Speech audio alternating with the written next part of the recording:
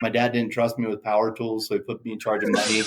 Whenever you introduce multiple softwares trying to talk to each other in any format, you are introducing risk. Yeah. AI is only as smart as what you trained it on. Yep. And I think there's a lot of misinformation out there. So now, like, it just has the potential to just make me feel really confident about being wrong. The abilities to communicate, to listen, to build meaningful relationships is going to become extremely valuable because the people that can't do it are going to be sitting on the curb. You got to be possessed with a mission that just burns in your soul to be able to just stick with something in the face of extreme uncertainty. What is going on, L&M family? I'm back, and this time I got a couple ballers that I get to introduce you to get to learn some of the tricks, some of the problems, some of the lessons they've had along their way. I got two of the co-founders of ControlQore, Mr. Bryant and Mr. JD. And I met Bryant. He asked me to dance on a riverboat ride. I met him at the Savannah in September little retreat we had back in September, and spent some time talking to him. And what came across was that he's just a real damn human that cares about serving people. And he happens to be a tech guy. And so what I think we're going to figure out is these dudes really give a damn and they're trying to make a difference. But we're going to find out. And if you're new here, this is the Learnings and Missteps podcast, where you get to see how real people just like you are sharing their gifts and talents to leave this world better than they found it. I'm Jesse, your selfish servant, and let's get to meet Mr. Bryant and JD. Gentlemen, how are y'all doing today? Really good. Hey, man, I really appreciated that shout out there. And you're right. Those comments are what help you keep going. Okay, so you guys decided to start a business. What was it? 45 days before you knew you made the right decision, it was going to work, and it was a brilliant idea that everybody in the world was going to want? Yeah. So what is it, Brian? We started talking about this 3 years ago. More than you and I have been talking about it for years and years.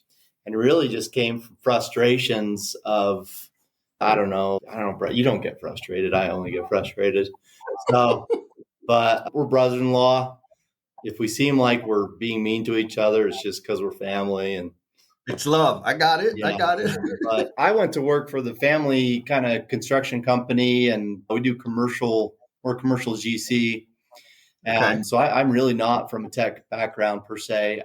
I only learned about technology if I have to, and it turns out I had to. So that's kind of what got us sitting in this chair right now. But really just talking to Bryce saying, man, am I bad at my job? Is it really this hard? Because most of my stuff's around HR, payroll, like admin stuff. My dad didn't trust me with power tools, so he put me in charge of money. Yeah. So it worked out. But it worked out. Yeah, man, we're still on the journey, and we've got a couple of products out now, and it's really gratifying to see like people start to use those products and have it like create like actual control and solve the problems that really set us down the path now. But I don't know, man, like we're enjoying the journey. It can be kind of stressful, but we're still going. We got a long roadmap ahead of us. And so, it's been a little more than 45 days. We'll just say that. Yeah. I'm hearing 3 years plus. So can you take us back? Because here's I'll just be straight up. And I know a bunch of the L&M family members out there have a similar experience. We get people that come out to the job site, come out to the office with this new solution that's going to solve all my problems. And it's clear to me that whoever that person is that I'm talking to doesn't really care. They just need to sell a sign up. They need to make a sale or whatever. And now the tech world has, construction, there's immense gaps of technology usage in our industry. And so all these people are saying, man, we could go make a lot of money in construction. Let's just go let's find a problem. There's a million of them. Let's create some stuff and then sell it and we'll cash out. And it feels like that all the way down to when they come to talk to us in the field. Yeah. Very few of them really understand. I think there's a difference between understanding the pain versus trying to solve a problem, a common problem. And what I'm hearing from you guys is that y'all understood or understand the pain that you're trying to solve. So take us back to those times when y'all were cussing and pissed and frustrated, defeated, deflated. Oh, yesterday. Like, what were those conversations like that got you to the point like, hey, maybe we could create some kind of digital something or other to alleviate this stuff? Yeah. I can go back to one time, this was probably about 5 years ago, before we even had done like any of our bill processing like digitally. So everything was paper, just dealing with just binders of invoices, wondering like, man, does this even make sense? I put this paper on someone's desk and I don't even know after that point what's going to happen. Is it going to get an approval? And then honestly, for me, it got to the point where I couldn't even bill a client. We had a lot of time and material contracts. And I remember one time someone asked me, so how much is is this project going to cost? Now, I'm not the estimator. I'm not the project manager. I was just the guy downstream that was trying to like get paid and then pay people. And I just remember being asked that and feeling so dumb that I couldn't respond. I'm like, I don't know. I'll tell you when we're done how much it costs. And those are the good ones. Right. And just being like, you really should be able to answer that. I feel like I should answer that question, but I have no idea. I can tell you what it did cost, what it was supposed to cost when we started. But at this point, we're like a couple dozen change orders into this thing. I don't know like what the engineers forgot or the architect didn't draw up or like whatever it is. That's not a good feeling. So that was kind of one of them where I'm like, if we're going to truly have control over our business and over these projects, we have to find a way to start creating visibility. And it shouldn't hinge upon like double or triple entry. Like, oh, I'll write here, let's write down here and do that. So I think that was just one big moment. Like for me personally, I don't know, Bryant, was your big aha moment when you decided to just listen to me? So Yeah, probably. I stole Bryant actually from the tech industry. I could Really? tech industry. I fired myself so I could go work on operations. And I said, dude, you come do the finance stuff. Was it a learning curve, Bryant? Yeah, I mean, construction accounting has its own learning curve, and everybody does it a little bit differently across subcontractors, general contractors, and the banks. Everybody cares about one part or another. And so for me, kind of the aha moment was just like, there's so much tediousness to job costing. And there's so much that can fall out of the cracks, even with somebody, JD talks about when they're pen and paper. Well, fast forward now, he's learned and he's implemented technology where it makes sense. But even now with a pretty robust process and tech stack, there's still plenty of opportunity for leaky bucket. Like no matter what you do, if you have integrations and if you have whenever you introduce multiple softwares trying to talk to each other, in any format, you are introducing risk in your organization. Yes. I just kept seeing that over and over again, whether it was with our organization or with our subs or with the banks, just using multiple tools. There was always a risk of data of some kind not going where it needed to go, or too much of it going to where it needed to go. Yeah. I remember what. Yeah, I know exactly. I remember one time I'm like, bro, you sent them all of that? I send them. I'm like, oh, get ready. They're going to come back with a list of questions and you had to answer. Yep. Yeah. Okay. So it wasn't like Bryant just got sick and tired of hearing you complain, JD, and said, you know what, let me just solve this so I could stop hearing you whine. Yeah. You went and said, hey, bro, I'm trying to do this thing. This ain't my bag. You're in the tech space. Help me solve this problem. Yeah. So through that, you're in it 3 years now. You're having some success. Like, how big did that problem look when y'all made that decision in comparison to what you know now? It's actually really funny. I think I just barely figured out what it is we're building like 2 days ago. I have understood the pain point and I knew what we wanted to build, but I feel like I understand how does ControlQore truly create an output that is just incredibly valuable to an owner, a controller, and a project manager. Took you that long? I always knew like what I was building, but I knew it in a really complicated way is the best way to say it. Like, I could see it all, but now I've got it into 4 basic columns. So what did it for you? Was it our wall full of notes? Our wall full of notes. I'm looking at our last big product planning like push. And, So how would you describe it most simply then? Before that, we got to do our L&M family member shout out. And this one goes out to Mr. Shane Griffin. Mr. Shane took the time to drop me this note. Shane says, Jesse, thanks for leading the conversation today. Enjoyed your candid approach, and it was one of the best group discussions I've been a part of. See you around, which is awesome. I mean, folks out there, you already know. And if you don't know, I got to tell you, anybody that has a podcast, posts content, leave a comment because it means the world to us. We don't know if we're crazy speaking into the abyss, and every comment is fuel for us to keep going. So drop a comment. That's the way I have the opportunity to highlight you on a future show. Control is the best way to put it. I know the outputs that I want for me to feel like we've succeeded in helping people feel like they're in control. And this is like my soapbox moment, so I'm going to not go that way. So we'll let Jesse control the tone. JD, you're from the construction space. This is a problem that you have swam in personally, right? Yes. You've dealt with it. Yeah. And so you know that there's a technology opportunity here. Brilliant, duh. Now, as that thing is getting designed with Bryant and everybody else, I imagine you're the one that gets to say, no, this isn't doing what I want it to do. Yeah. Did I read that right? Yep. I do. And it can be exciting some days, but I'm really lucky to be surrounded by some really good team members. And in fact, like I'm still swimming in it on both sides. So I'm still pretty heavily involved with the construction company. And given where we're at right now, I'm forced to split my time pretty evenly between the two organizations. But yeah, it's actually really exciting, to be honest. This product has actually lived in my mind for probably 5 years now.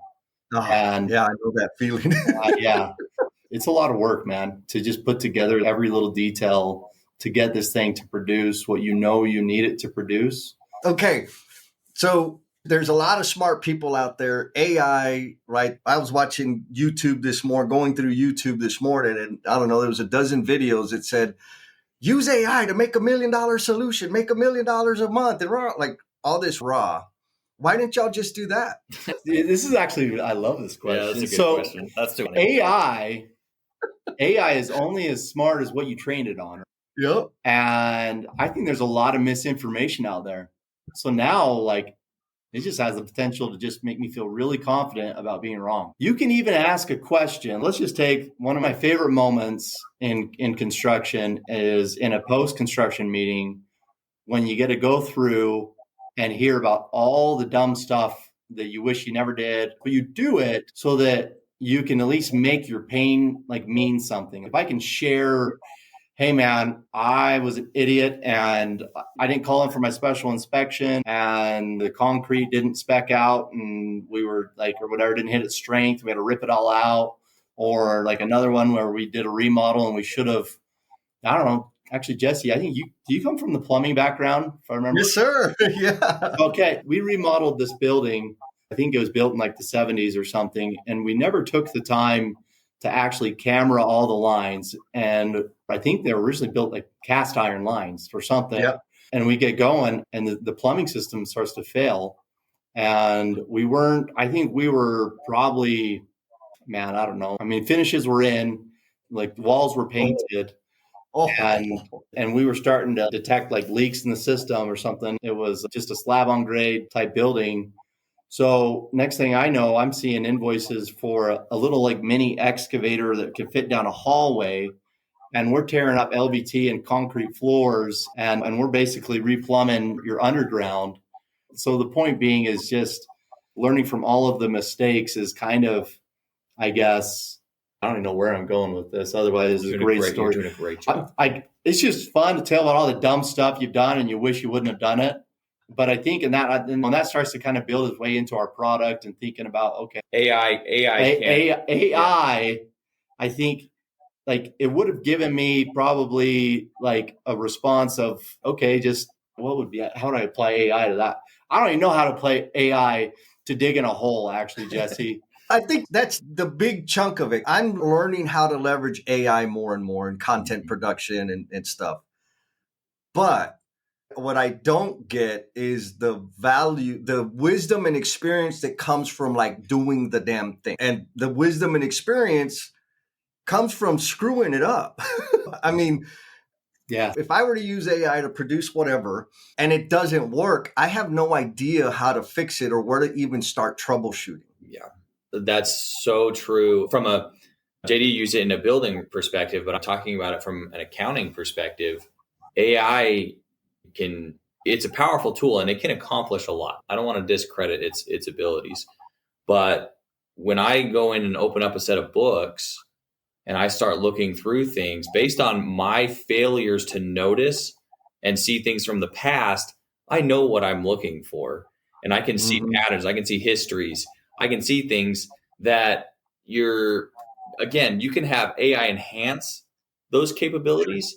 But if you think that you can have AI just do it for you and you can go back to not having any experience, like we're setting ourselves up for a world of hurt thinking that AI can take over any job that requires. I think the best word to use in association with AI is empowerment.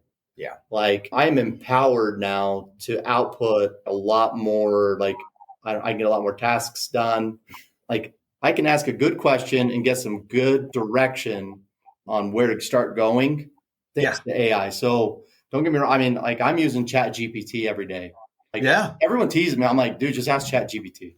So we're doing our design right now for our accounting, and it's really nerdy stuff. Hey, like what is the exact journal entry that I should make sure that we should use when booking a customer credit memo and a vendor credit? Should I use a contra asset account or should I use, whatever? What are my options? What are people going to be thinking? And instead of me spending an hour just surfing around different sites, in that moment, like I was empowered to make a good design decision in a product. And so I don't think that our expectation should be that we're going to be able to remove people from like an industry, at least that relies on relationships. Like this is a relationship driven industry. Technically, we're building technology, but the technology is intended to strengthen relationships is the way I like to think about it. Yeah. This is a stab at all my PM project manager friends out there, because in Jesse land, there is a delineation. There's a project manager, there's a project mangler, and then there's a project administrator. The project mangler, we already know. They just screw everything up, piss everybody off. Like they don't really help. Project administrator, all they're doing is processing pay apps and submittal. Like they're just processing paperwork. Right. Project manager actually has the skills of influence and relationships. And as AI continues to get stronger and we learn how to leverage it or become more empowered by it, those scrub project administrators are going to be obsolete. We're not going to need them because I believe AI, and that's not just in the project manager space or position, I should say, in construction, but what I think is going to happen is more and more the abilities to communicate, to listen, to build meaningful relationships is going to become extremely valuable, because the people that can't do it are going to be sitting on the curb. They're going to be on the bench. What do y'all think about that? Yeah, that's an interesting thing. When I think of AI and 100 years ago when all of us were in school, what was the big thing? Well, it was the calculator, right? We were using calculators to do stuff, and the teachers were like, hey, you're not going to have a calculator in your pocket when it comes time to calculate all these. Well, we have calculators in our pocket. And kind of backpedaling a little bit on my AI, there's the work that is numerical by nature and quantitative by nature.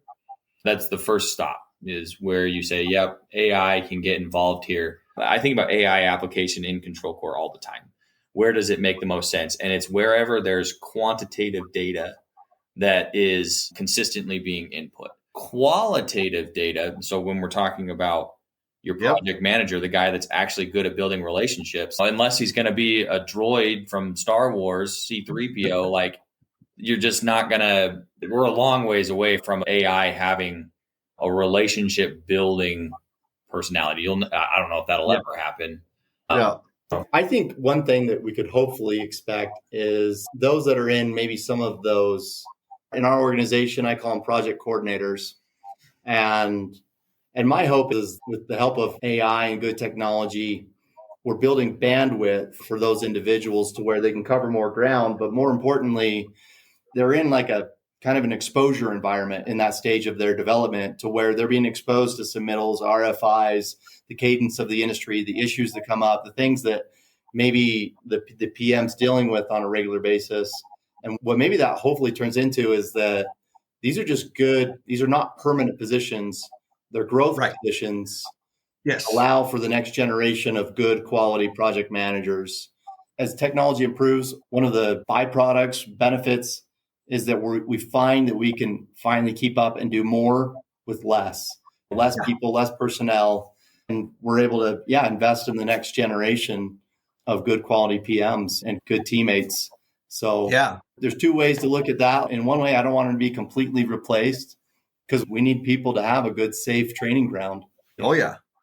Yeah. I think before the replacement and reduction happens, what I am strategically focused on is finding leaders that understand the value and are committed to developing their people. Mm-hmm. I 100% believe there's a bigger number out there than is obvious, but we can't see them because they're drowning in bullshit busy work, processing information, processing data, like just crap that technology can handle for us. Yes. Mm-hmm. And when we get technology, design it appropriately so that it gives them the bandwidth to develop the next generation. That's when now we're cooking with fire, right? Yeah, that's exciting. There's a lot of people that have that in them. They have the capability to train and develop, but they don't have the bandwidth because they're putting freaking invoices in a binder. For real. Your time is like, shit, I wanted to talk to them, but I mean, you know how many times I work with people and one of their biggest problems is doing their annual or quarterly reviews with their team, which is one of the most important things. They're like, man, I know how important, I just can't get to it. Mm. Why not? Because I'm putting invoices in binders. I mean, that's not their answer, but it's relevant. I got a real life example of that. So my old man, so I actually been really lucky. I get along great with my dad. And when I went to work for him, I was really able to jump in and start like identifying issues. And I was given a lot of just freedom to just address and create value. But, and my old man, like he will never claim to be like a good teacher or a good instructor, mostly because he's not good at teaching or instructing. but it doesn't change the fact that he's got like a head full of gray hair and 50 years of experience in the industry. However it's delivered or however it's whatever, like he's not in instruction mode. He's getting better. I will give him that. But it's because it wasn't until he stopped taking the time to be the guy who like would hand enter, you get a bid in and they're printing off a bid and then we're qualifying them. And then we're like hand entering the numbers and stuff like that. And I think some people probably miss the fact of opportunity cost. I really think that's an important point, Jesse. It's just, okay, there's 1 point efficiency, right? It takes me more time to do something. But are we stopping to consider like the cost of what we're not doing as well and the impact that we could have on people? And I would say the more experience you have in this industry, the more wisdom you have to share. There's a lot higher cost on your time than just your wage. There's a lot that we need from people that have been in the industry for a long time. Yeah, I love it. I mean, what rings is, what are you optimizing for? There's all kinds of ways to optimize your operation. But what are you optimizing for? Are you just optimizing to get more revenue, to take on more work? I don't think that's a sustainable model, especially with the shortage that we have at every level in our industry. What if we start optimizing so that we can transfer knowledge? Yeah. Let's get that extra space so that we can go invest in our people and nurture the talented people that we spend a lot of money recruiting and retaining. but there's some discipline required there. So on the idea of discipline, y'all are 3 years in, you haven't given up, which I absolutely want to talk about here in a bit. But first, for that youngling out there that's saying, man, well, they started a thing and I want to start a thing. What do they need to be ready for? What are some of the kick in the face, holy moly, I did not expect that, that y'all have experienced along the way in the development of ControlQore?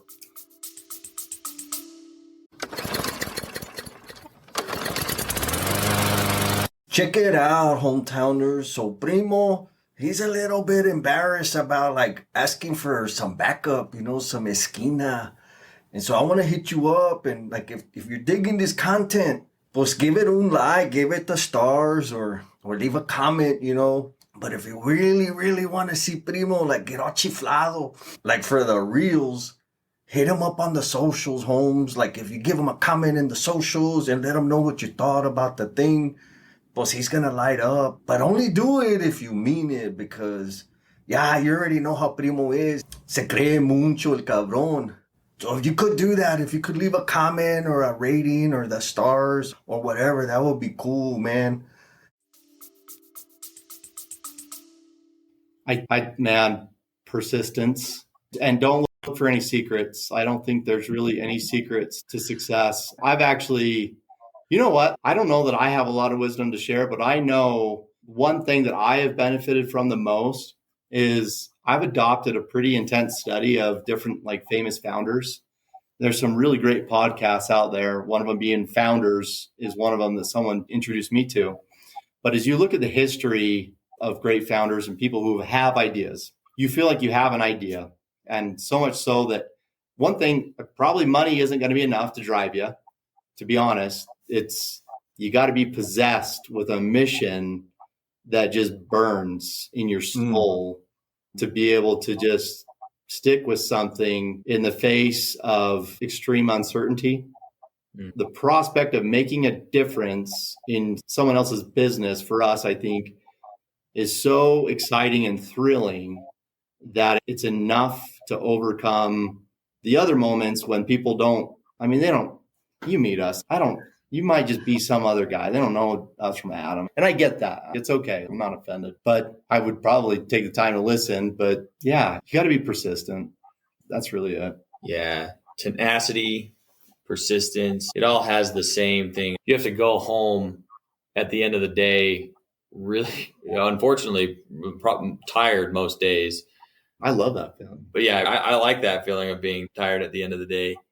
But for me and starting ControlQore specifically, man, yeah, I think that tenacity and an unyielding belief in yourself, whether it's earned or not earned, you have to believe in yourself and thankfully believe in your team as well if you have them. And we're lucky, like JD said, we're really lucky that the folks that we have around us have the same confidence in themselves and their same confidence in us as well. So there's a united front of trust and confidence around us all that we're all going to put in everything we've got until the very end.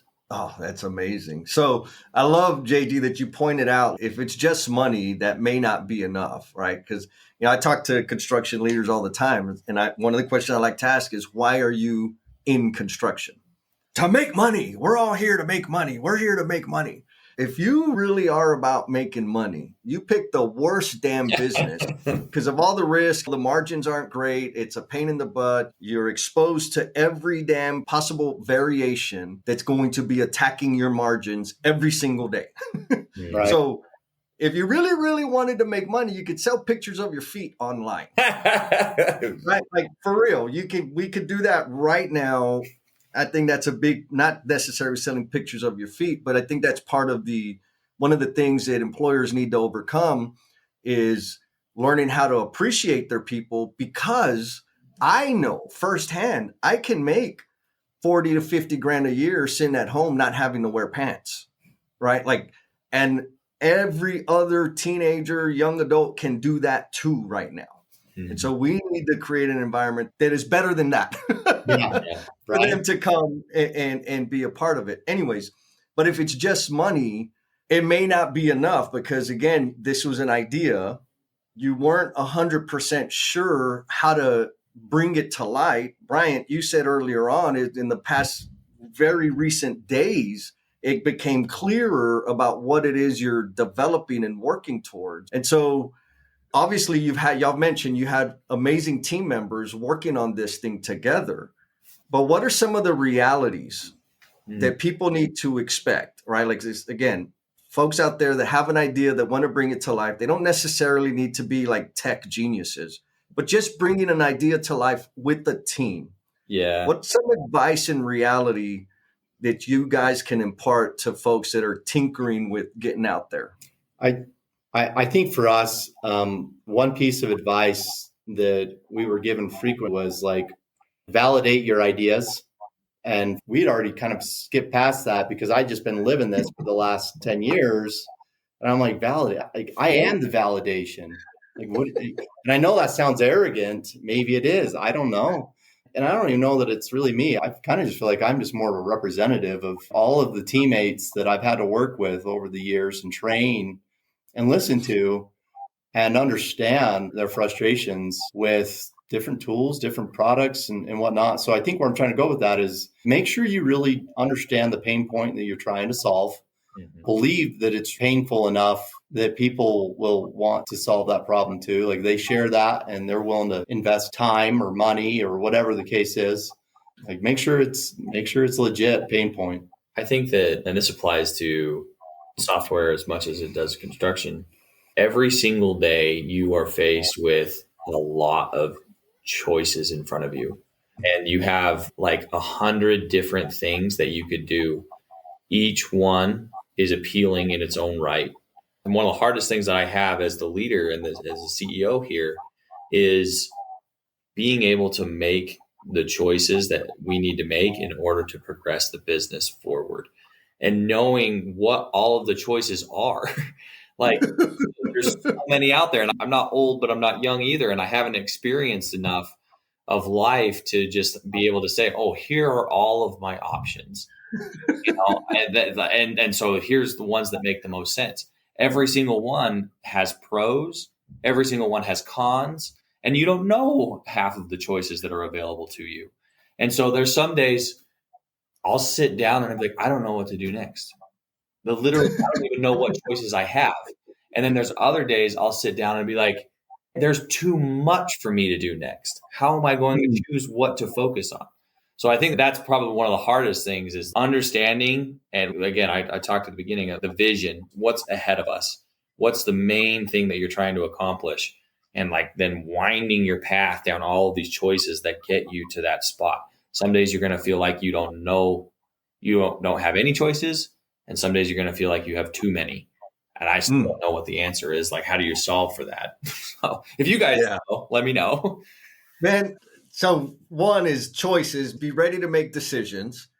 Two, validate your idea. But in terms of like the choices and decisions, I worked with Ed Mauricio. He's a pipe fitter. And I was a second year apprentice, I think. And they placed me with them because people would quit on him. He was hard to work. Like he was not hard to work with. If you took direction and took action.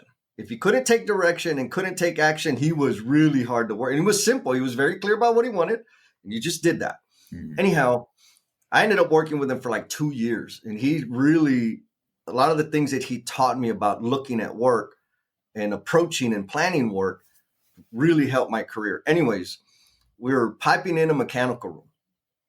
And he was a welder, so we would fit up all the steam pipe, the chill water pipe, and he would weld it. While he was welding, I'd run all the pipe that was 2 inch and below because that was screw pipe or copper or whatever, and I'd tie in the air handlers and all that. And there was this one mechanical room where we had like freaking 6 coils in a room like the size of my little studio here. And I was drawing it out, trying to figure out like, man, if I do this, it's not going to work. I'm going to cause this problem, excess, right? Just all these options.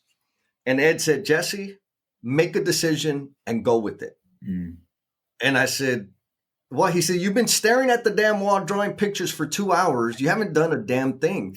Make a decision and go with it. And I said, yeah, but he's like, get started. And the next step You'll validate all the things that you're worried about. Mm-hmm. And so since then, I heard somebody else say the answers that I seek often are on the other side of action. So when there's option, I got to pick one. If I don't pick, just to pick the least worst one, and then we can figure out the other side. I don't know if that works for you guys. It does, man. It resonates well with me. I actually really do like that. Yep. And that's saying a lot because everyone likes to accuse me of overthinking. I just say, I'm just trying to make up for your lack of thinking. Mm-hmm. So that's a t-shirt. That's a t-shirt. But the truth is there's the balance. Yeah. And I think I've learned a lot about that too, is just, man, like when I started this, I mean, man, my goal was to outthink, outmaneuver, and just outplan every single mistake. And over time, I realized, man, that's not going to work. And there's a lot of value in just go, just try, and know that you're going to make a mistake. Just know that you're going to screw up. There's some mistakes I think that kind of jump out that you're like, I'm gonna work a little extra harder to avoid that. I know sometimes, like I like to even think, when I'm looking at a process and I say, well, what's the cost of this? If it goes wrong, am I going to get punched in the face or ran over by a bus? And that's kind of the approach I took when we were with our vendor compliance. When we designed that, I'm like, what are you going to emphasize more? Losing your license or maybe not having a certificate of insurance on file? Like, right. I could kind of pay my way through the lack of whatever it is for GC. If I don't have a cert on file and maybe they did a couple $1,000s worth of work and I got to pay a penalty or whatever when I get my insurance audit. But if the Department of Professional Licensing realizes that I hire someone that doesn't have a license and my license is gone, I just got hit by a bus. So that's really helpful sometimes to just stop and think, if this goes wrong, play it all the way through. Yes. Like, what ones do I really need to work hard to avoid? And which ones do I want to I'll just go. No buses, a punch every now and then, we will recover. You can recover from that, but punch in the face once in a while. Even if it's Bri punching you. Yeah. I'm a lightweight. Yeah. So. All right. So I feel like we've been dancing around. And I know the L&M family's like, all right, you keep saying ControlQore, but what's ControlQore? So you've mentioned a couple times your mission. Mm-hmm. You've mentioned a couple times the vision of where y'all are headed, the problem you're solving, the people you want to serve. So can we just have it straight out? What's the mission? What's the service? Whose life are you making better? I mean, in the most rudimentary way I can think of is we replace QuickBooks for contractors. Okay. And that's a strong statement. QuickBooks is a big player in our industry, but really what we're doing is we are providing a way for a controller or an owner to feel like their finances are under control at any level. If you're brand new and just starting off, you need to start incorporating job costing into your business as early as possible. And if you're a $100 million GC and you're still using QuickBooks Desktop, I don't care how efficient you are with your personnel and stuff, you're still not maximizing the efficiency that you could with a new piece of technology. And so we're replacing any ERP in reality, any ERP that a contractor is using that's causing them to lose visibility or lose confidence in their data or to lose stability. If I have to, like one way I like to look at it is if I think about my team and it's made up of good people, and good people sometimes need to go take a different job, personal. But if I lost this person or this person, is my process, is my setup, basically, whatever it is, combination of processes, training, technology, all of it together. It's my setup. If I remove a person, is it going to survive? And that's kind of what we describe the stability part is, can I reproduce these results again and again in a normal environment? In normal environments, people come and go. And if the answer is no to that, you might have a control issue. You can't really control your destiny. If I can't see what's not getting done, you have a control issue. You need visibility. Another way to describe our mission is we're empowering financial control. Mm-hmm. And that requires tools to do it. And sometimes even a combination of services. Our product is control. We use software, we use services. That's our deliverable. That's our outcome that we're trying to produce.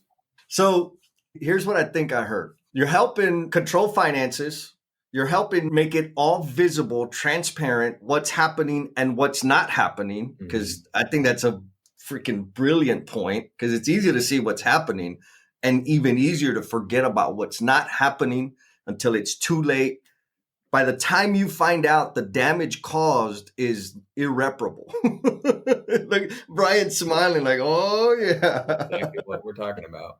And it's a tool, technology, that if I lose my ace superstar, my system doesn't fall apart. I still have the structure and the framework to continue the business, and having that element of the business, we'll just say stable and dependable. Did I hear right? How's that? Yeah. And don't get me wrong, you're going to have to replace that person, but hopefully all the knowledge and the know-how doesn't go with them. The learning curve isn't steep. Yeah. And I think part of the way you safeguard against that is that you ensure that whatever it is that you're doing, whether it's a bill approval workflow or, this is how we get contracts written, does your technology support or facilitate an intuitive approach? Because I know sometimes some softwares feel so specialized that if you plug someone else in there, you're not going to be able to find your way through it. And so that's one opportunity when we started this mission, was to really scrutinize our design and ask ourselves, okay, if I'm a normal person who never actually takes the time to look at the training material, I'm the weirdo that's like, I'm like, oh, well, let's read this thing before we even try. But I get that's like, can I fall through this thing? Is it intuitive enough that I can just think, oh, I want to go approve a transaction, or I'm wondering about this, and I look at the platform and think, I'm going to start there. And so that's one element of our design in trying to really scrutinize, just, can anybody fall into this thing and just start producing value? So I think another thing to think about, like the point of like not knowing what you don't know, or not seeing the stuff that's not getting done. One of the hardest things for me when it came to just card management, so card and expense management. Like credit card. Yeah. Okay. Yeah. So for us, like as a general contractor, I typically needed to put a card in almost every superintendent's hand, because they're that flex point. Like, what if there's a little bit of a scope gap or something, or whatever, something happens, and I needed to be able to still job cost and control those expenses.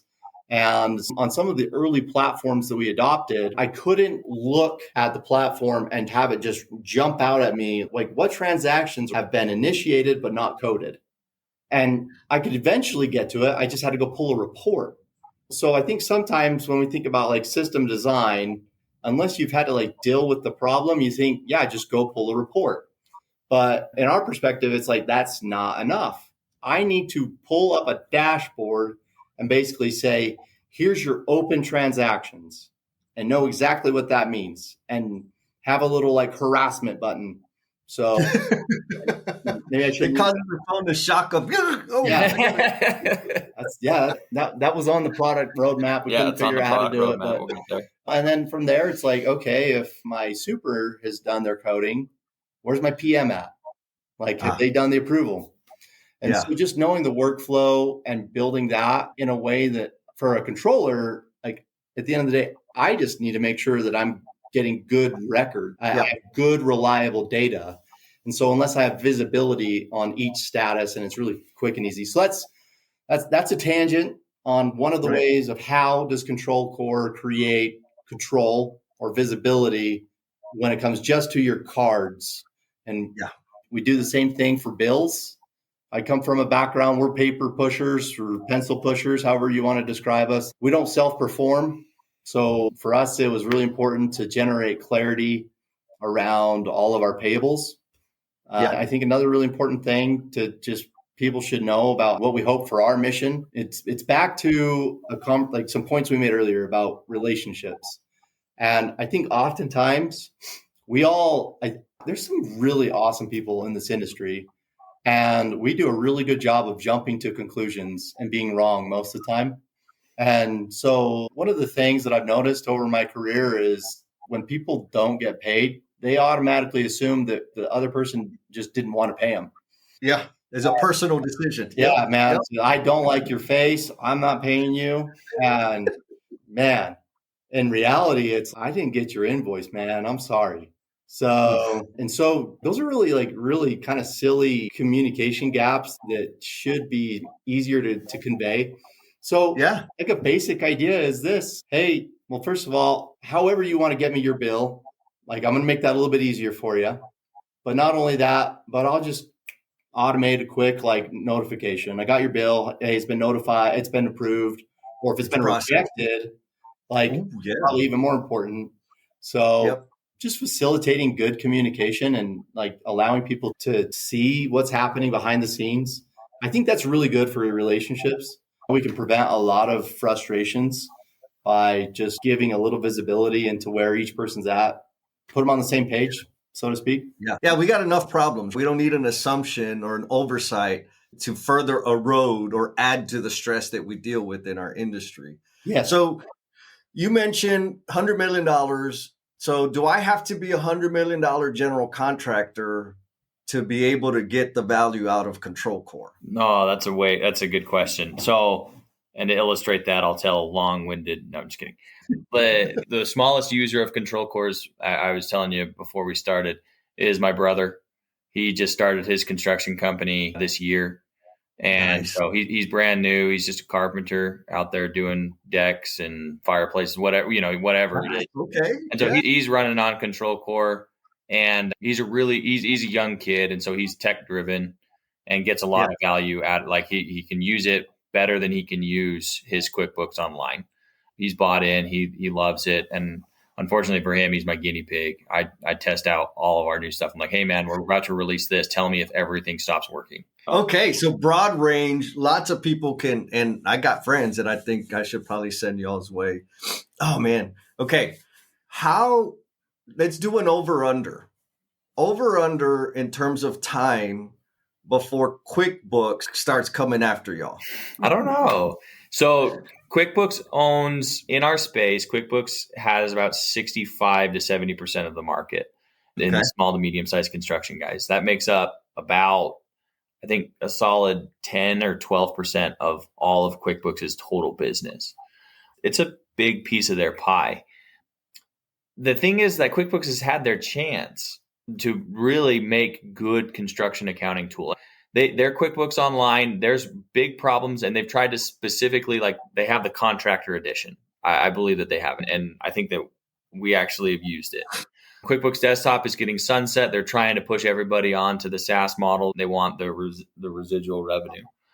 So QuickBooks Desktop is going away. QuickBooks Online is so incredibly different from QuickBooks Desktop. They're barely even recognizable between the two. And QuickBooks Online just really struggles with job costing effectively and easily. It's really complicated to get down. You have to go into sales, you have to create the product.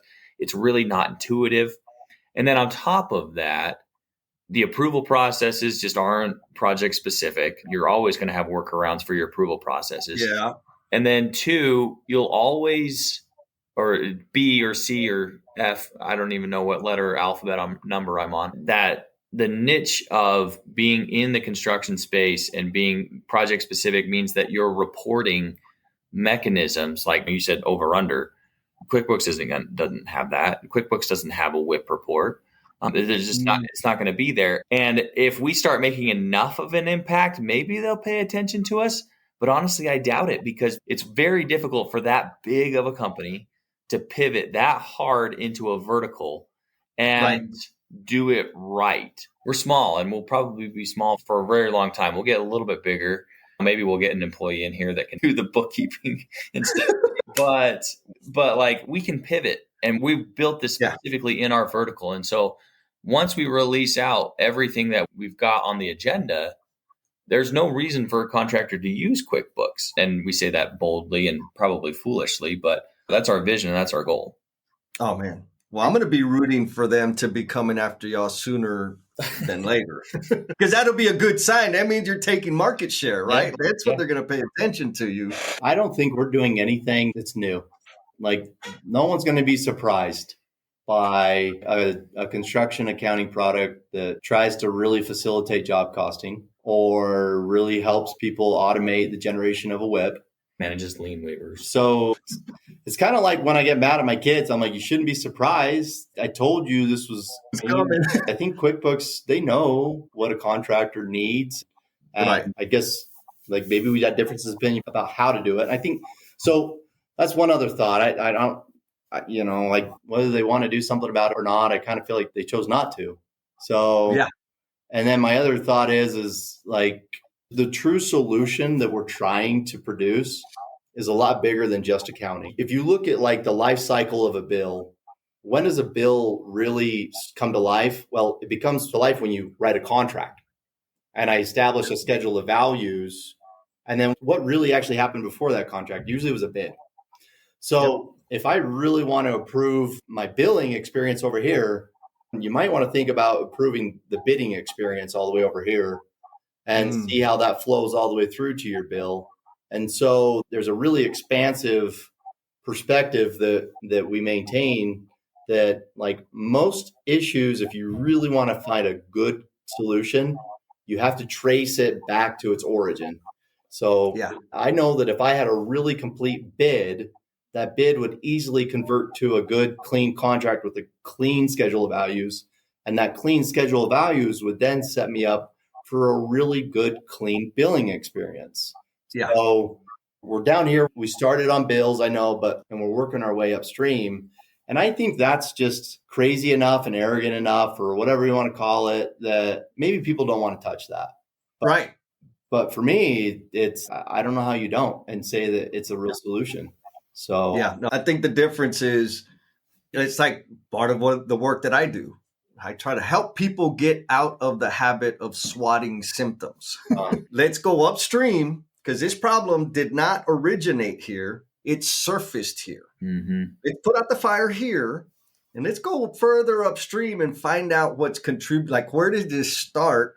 And redesign the system around that so that this doesn't happen anymore. Right. And so, well, let's start with the billing, because that's going to alleviate a lot of pain, but you're not going to stop there. You're going to continue going further upstream to say, let's kill this bad boy all the way at the beginning so that it's a no-brainer, for lack of a better term, to use this thing, because it's going to carry me through the life cycle of the project. Nailed it. That's it. I think that you just you just made our slogan. 10. Well, good. So 2 more questions. I got one easy one, and then I got one that's not so easy. What does this all have to do with your podcast? Yeah. Well, as you can see. Is that the easy one or the hard one? I don't. That's the easy one. That's an easy one. That JD and I just love to hear ourselves talk. I hate I assume then that you like to hear me talk. Yeah. So we want to do a podcast that highlights, we want to bring professionals just the exact same way that you're doing it, and talk about specifically the financial aspect of the construction industry. Some of the things that have really been hard and mistakes that we have made as a general contractor and mistakes that they have made. We want to just highlight some of the problems, like mistakes that we're making as an industry, but also just like things that have been imposed upon us. Like when we think about some of the complexities to construction finance, a lot of that has been imposed upon us by lawyers and bankers. And so there's a lot of conversation to have, and we need to let the lawyers and the bankers come and have conversations and tell us why they do it the way they do. But there's just a lot of opportunity for us to make discussion and make people feel heard or seen, that they're not the only ones in the industry that struggle to keep their financial records straight. Like everybody does. Nobody does it very well. And if they do, then they're probably not telling the truth. No, that's not true. I do a great job. Yeah, JD does a great job. And then 2, I also want to help, I don't know if dispel barriers, but I also really am passionate about helping technology and construction kind of reconcile their opinions of each other. I don't think people are quick to say, oh, construction people aren't, don't like technology. I'm hesitant to believe that or think that. I just think that there are processes that the technology industry takes for granted that the construction industry hasn't been exposed to very much. And then vice versa, the construction industry has processes and has things that the tech space can't even dream of. They're so messy and complicated. And so there just needs to be a little bit more of an understanding about folks that decide to bridge the gap between the two. We'll have technology experts come on and have conversations, what it's like to build a tech company and why we do things the way we do. And then we'll have construction folks come on that say, this is what we do to implement technology and it works for us or it doesn't work for us. Obviously, the financial component as well. Awesome. Very altruistic of you, Brian. Oh, is there not?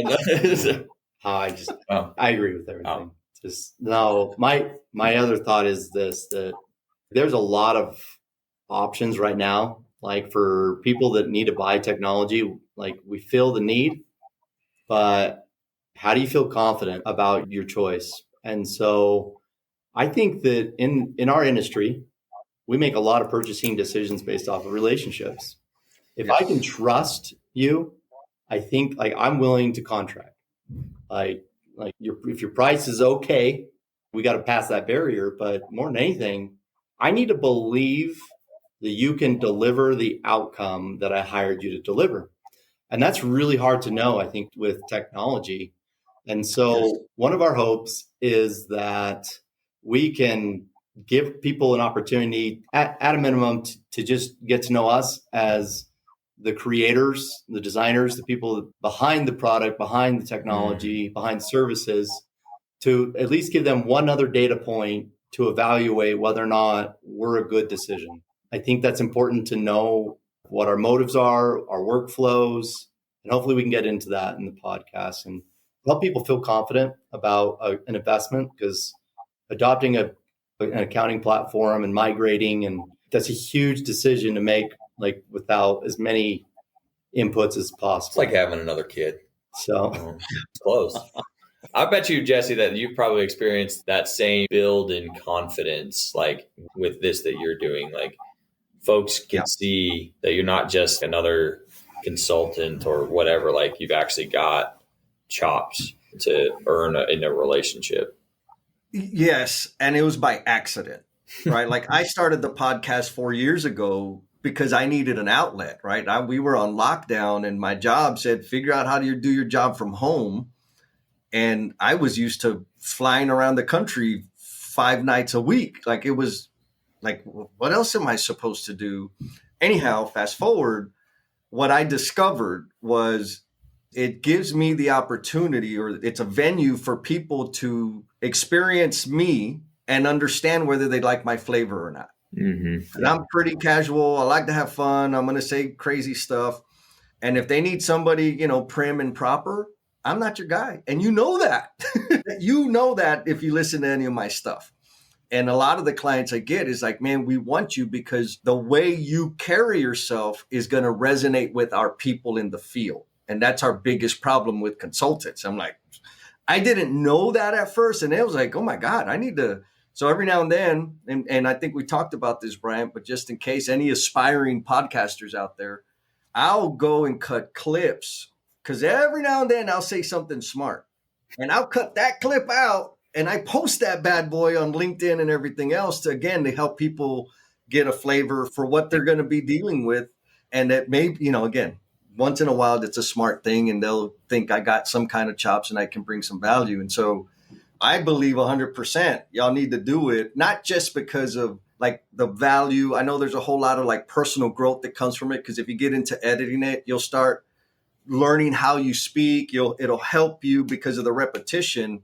You'll learn how to get clearer faster about communicating your ideas, about answering questions. It's a huge personal development tool that a lot of people don't talk about, but kind of, I said it at the beginning and I think mission accomplished. Bryant, you and I got to hang out in person even dance a little bit. And I'm like, you're like a really freaking cool dude that I'd love to hang out with and just chill with. Same. Clearly, you're going to have to be, you don't surround yourself with scrubs. You said, well, I want to bring JD to come on, let's do it. And so, yes, to JD's point, like it's going to help you build relationships with people. And I know some of the clips that we're going to be cutting out of this gives me the opportunity to say, hey, here's some like real freaking people that really give a damn that are also building an app or building a software solution for the construction business. Because I think that, again, talking about QuickBooks and what they're maybe ignoring or missing, I think developers and founders are missing that too. They're pushing their product and nobody knows the human beings behind the product. And if y'all do that, y'all are, again, get that market share and have them come after you. Yeah, man. So, all right. Y'all ready for the hard question? Oh, gosh. Okay. All right. Here's the hard question, and one at a time. The question is this. What is the promise you are intended to be? What is the promise? Yes. Repeat that last part. Yeah. What is the promise you are intended to be? I've never heard that quote. Like, we are intended to be. What is the promise we are intended to be? ControlQore as an individual. Individual. Okay. Ooh, I know this one then. Come on. Yeah. And maybe if I'm not answering it, but I guess the way I interpret that question is when I hear promise, I think of like guarantees, consistency, whatever, like you can count on this. And then intended to be, like with me at the core, I hope, or I can promise, or I intend to be the same person wherever I'm at. Like, it doesn't matter if I'm at church or at work or in a ditch or hunting or playing sports. Like, I just hope to be the same person wherever I'm at. So I don't know if that answers the question. Yes, solid answer. Hell yes. What it made me think of is a time in my life that I couldn't be that. Like I was a fake. I was a flake, fraud, poser everywhere I went. And so for somebody to aspire to that, for some of us, that ain't an easy thing. So phenomenal answer. Thank you. Yeah. No, it's good. And I won't even try to top it. I just think that I know I was going to top it. So I was going to do something way better than yours. You should. Yeah. I'd be proud of you. Yeah. The promise that I am intended to be, and this goes for me, this is a deeper religious question for me, but my promise that you will, I will always respect and love my fellow man is like in the simplest way that I can say it, and have a lot of as much charity as I can for the people around me. Bry's good at that. I'm a little bit more open to being a little more offensive at times. And, Yep.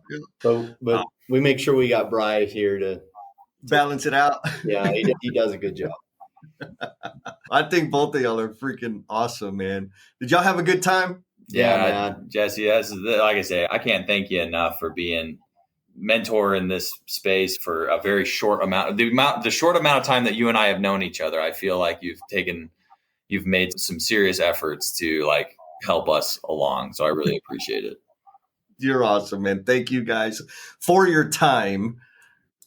Dang, you stuck around all the way to the end. And I hope the reason you stuck it like all the way through was because you were getting a lot of value out of the conversation. I always get at least one, most of the time, a handful of good nuggets, good ideas, good perspectives that I can take and apply into my life going forward. That's the whole point. I want to share that with you guys and also highlight the amazing people that they are. And I want to end this by saying, if you feel like you've been living out a script that was written for somebody else, and you feel like you're in the wrong skin, I know that life. And all I did was numb myself to make it through to another day, which if you're there, you know how hopeless that feels.